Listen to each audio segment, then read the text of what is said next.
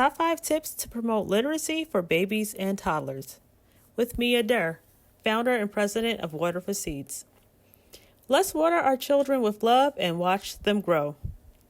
This particular video is focusing on the age group from birth, so that'll be our infants, like our little tiny babies up to age 3. So before we proceed, I wanted to reiterate our mission here at Water for Seeds. Water for Seeds intends to address literacy from the root, planting new seeds of hope and inspiration. Our mission is to improve both literacy and the overall quality of life of children in the United States. Just as plants need water, sun, nutrients, and space to grow, so do children. So why is it important to promote literacy with babies and toddlers? To start the foundation of learning. We want to start now so that they will continue to build from here and grow and learn. So let's jump straight into number 1, which is breastfeeding. Specifically for birth to 24 months, which is approximately 2 years or more. The American Academy of Pediatrics, the AAP, recommends exclusive breastfeeding for approximately 6 months, followed by continued breastfeeding with complementary foods for at least 2 years and beyond as mutually desired. Breast milk has a multitude of health benefits, including neurological, cognitive, immune, and digestive support. It supports the overall growth and development of your baby. And just for the ingredients list, so to speak, human milk contains macronutrients and micronutrients, active biological components, and probiotic bacteria. Now, this data is from the American Academy of Pediatrics. So I will link this source for more information on breastfeeding and its benefits. But why breast milk? It's a great way to bond with your baby while giving them the nutrition they need to learn and grow. So I know that some women may struggle with breastfeeding, so I wanted to provide some breastfeeding options. Breastfeeding options. Get the help you need and explore your options. So for my working moms who are completing FMLA and your maternity leave is about to be up, it can be very stressful in terms of thinking about how you're going to breastfeed once you transition back to work. But I want to let you know there are definitely options, and I use many of these, which I'll share in a little while after I present this information. So first and foremost, you can breast pump. So you can pump while you're at home and refrigerate and freeze the breast milk for later. You can also pump at work. You can learn more about the Pump Act protections. The Pump Act is where you can, in addition to your lunchtime, have additional time set aside to pump while you're at work. Another thing you can do is combination feeding. So while you're at work, you can let your partner or your caregiver know to feed the baby formula or the saved breast milk. And then once you get home, you can breastfeed once you get home. But most importantly, I want to say is don't give up if your baby is not properly latching. You can combination feed as a healthy alternative. So who can help you learn in terms of breastfeeding? Your OBGYN, a lactate nurse, and a breastfeeding support group. So there are many breastfeeding support groups locally that you can find who can help you understand and adjust to the breastfeeding process. So what I wanted to share was that I was a working mom. So back in 2016, after the birth of my first daughter, what I did was I pumped and I froze a lot of the milk, but I also bought organic formula. So that way, if the baby ran through the breast milk, they would have formula as a backup. So I try to pump as much as possible. I also did things like I took supplements such as like fenugreek. I ate a lot of oatmeal. There's a list of breastfeeding promoting like teas and different like snack bars.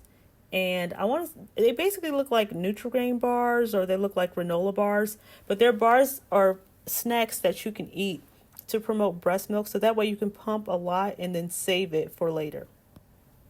Number 2, reading time.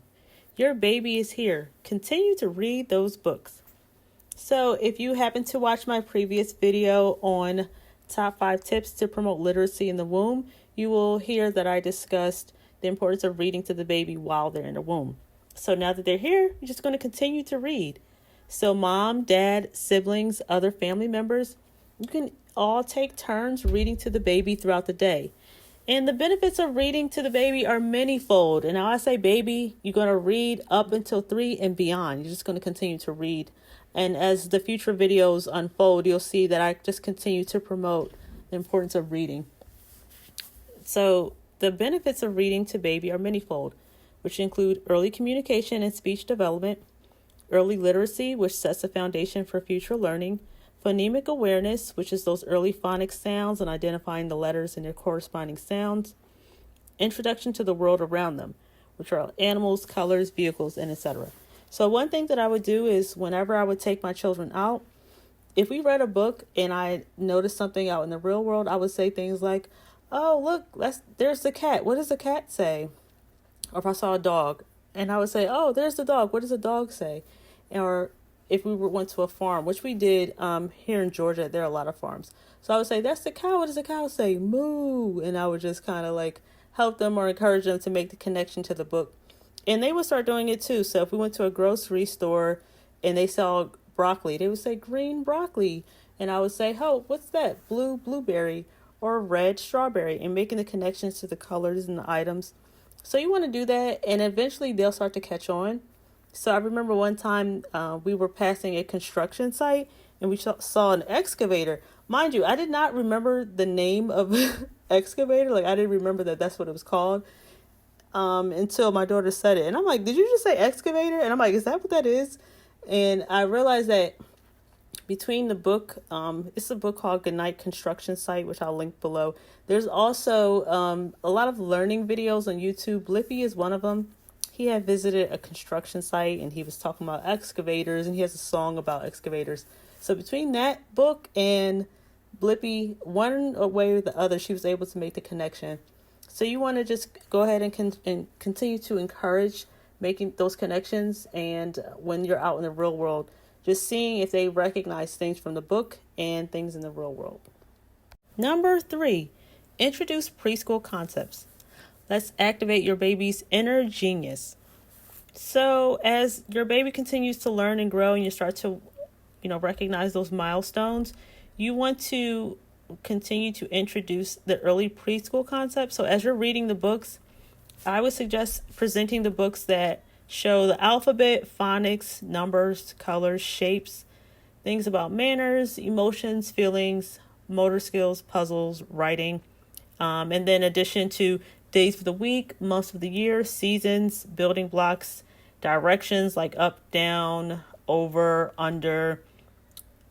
Left and right is a little more advanced concept, but you want to help them understand directions and how to point and how to identify what they want and where they are. So all of those things are things that they will learn in kindergarten and pre-K. So you want to introduce it now. And a pro tip is to use flashcards. That was one of the main things that I did with the children as they were little tiny babies. I would just use flashcards in addition to the books. So each book that I chose would present a preschool concept, and I would just kind of reiterate that information with them. And I'm going to add a video to show you a lot of the things that my children were learning along the way. But you want to definitely introduce those preschool concepts as early as possible. Number 4, playtime and blocks. Always check age readiness before purchasing toys. So you want to make sure for the babies to age 2, any toys that you purchase are non-choking toys. So things that are great for this age group is jumbo blocks. So the ones that are bigger than their hands that they can stack up. You want to also look at mesh and waterproof cloth books. So there's a type of baby book that can go in the bathtub with them. So even if they're holding it as a little infant, as a little baby, if they happen to put it in their mouth, it's okay because it won't hurt their gums because they're soft. Also, sound books that help the child as they're reading. For instance, if it's an animal book, you'll press the animal sound. It'll tell you what that animal sounds like. And for the next group, which is the age 2 into 3, things like cars, stuffed animals, action figures, dolls, puzzles, stick blocks, tricycles, and the bicycles that grow with age. there's like a special 4-in-1 bicycle. You can look for it on Target and Amazon, whereas though it'll start off like, say for instance, a tricycle, but then you'll remove the wheels and then it'll turn into a bicycle. You can remove the handle so that you no longer have control of it. But that is an excellent bike for that 2 to 3 age group. So why building blocks? Building blocks promotes imaginative play, problem solving, early math concepts, quantifying, comparison, creativity, and cognitive development. All of these things promote early literacy, and we want to make sure that we are giving them that time to play so that you can just start to really pay attention to their personality as well. Start to see what they really enjoy, make note of what they like, make note of how they're playing so that you can guide them. So by the time they hit school and they enter those social groups, they're able to play alongside their peers. Number 5, music and instruments. Always check age readiness before purchasing instruments. So the best starter instruments for babies and toddlers are keyboards, mini pianos, tambourines, maracas, tonga drums, baby drum sets, guitars, xylophone, flutes, and clarinets. And you can buy the toy version of each of these instruments, particularly for the babies. So when you're talking about around 6 months is when they start to understand like how to hold and grasp things, and they may learn sooner. So it all depends upon your baby's development. So you just want to make sure that the instruments are non-choking. You want to make sure that they have no hazards to their physical body. And in terms of the best music to play, any of their favorite songs, nursery rhymes, jazz, classical music, and traditional music from around the world. So you can look at different countries like Japan. You can look at different countries within Africa. You can look at just countries from all over the world and see what type of music they listen to. I had stumbled upon Celtic music in Ireland, and I loved the sound of the harp. So I started to play that for my son. And he also likes the sound of a harp as well. I haven't invested into a harp yet, but I would definitely consider it for future reference. Now, why, you may ask, why music? Music promotes a happy mood, creativity, motor skills, spatial intelligence, and brain development. So one more point for early literacy. So in terms of music in particular, I definitely noticed a connection between their learning and listening to music at the same time. So that's something I would definitely promote. For instance, if I was teaching them the alphabet, I would use the nursery rhyme songs. I would use music as I read, so that way they can make the connection to what they're seeing and the sound of the music. So if you can do that as well, I would definitely encourage it. And if you cannot afford these particular instruments, you can also look into going to Goodwill. You can take your baby to a free play group and they can play the instruments at the play group as well. So any type of music or instrument that they may take a liking to is something I would definitely encourage you to buy that for them. So you can just give it a try and see if they like it, and you can buy it for yourself. And just make sure, again, that it is safe for their age, and to check the age before you buy the instruments. If you're interested, stay tuned after this conclusion. I will share a lot of the learning materials, the books, the resources, the tools that I use for my children over the years. If you find any of them of interest, please do comment down below, and I will be more than happy to share those things with you as well, like any links that I have. And if you have any other questions, feel free to comment or contact me at the resources above. Enjoy! And that concludes our video for top 5 tips to promote literacy for babies and toddlers. I hope you enjoyed this video. I hope you found something inspiring or something to help you help your child learn and grow. You want to make sure that whatever you're doing, it's fun for them, it's engaging for them, because that also helps them learn and grow when the activities are fun and bright and colorful and lots of sounds. So that is something that I definitely encourage with my own children, and I see the progress now. My daughter, who's age 8, she's now in the gifted program at her school, and she's really been excelling since she hit kindergarten. At kindergarten, she was reading between a 3rd and 4th grade reading level. So that's something that I wanted to just share with you, just to inspire you and let you know that it really does work when we start to promote early literacy as young as possible. So I want to just give you that bit of inspiration. I hope you found something useful, inspiring here today. Please do like, comment, and share. Let me know your thoughts, your experience with raising your baby, and continue to share it with your friends. Definitely let them know, because maybe it will inspire them as their baby continues to grow. So until next time, continue to water your children with love and watch them grow. Bye. 9, 7, 8, 9, 100. Good job. 100. Good job. We change it to a record. We change it to a record. We change it to a record. Where's the bicycle, Zora?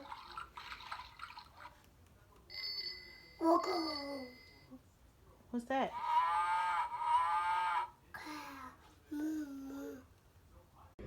Or Mm-hmm. from. Good job. G. That's right. So that's not a J. Does jack-o'-lantern start with J? Yes. Good job. You can start. Jack-o'-lantern start with J, but I asked this boy to draw me a sad face. He didn't do eyes, eyeballs. That's not a sad face, Rio. Let me see. That's a happy face. Let's see. What does that say, Rio? What does that say?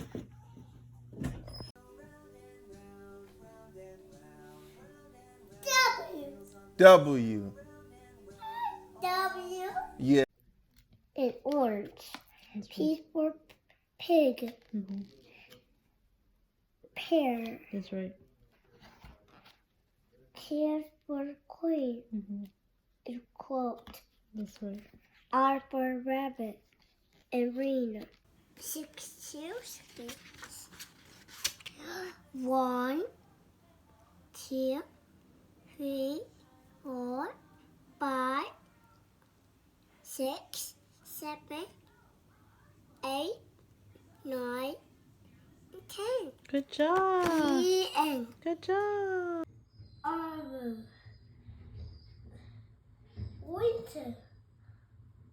Good job. Good job. Sunday, Monday, Tuesday, Wednesday, Thursday, Friday, Friday, Saturday. Good job. Big red, orange, yellow, green, blue, red, purple. Mm-hmm. Good job.